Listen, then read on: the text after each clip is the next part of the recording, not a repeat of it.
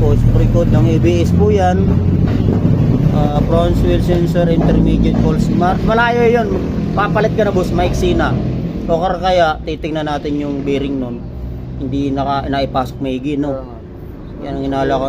The supply voltage to ABS is in Hydra. Tingnan natin yung fuse nya kung okay.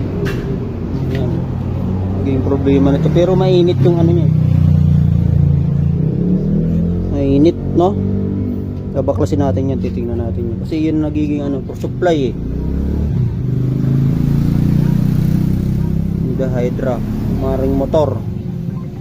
Supply voltage to ABS. Titingnan natin din yung fuse nya. May fuse pa kasi yan eh.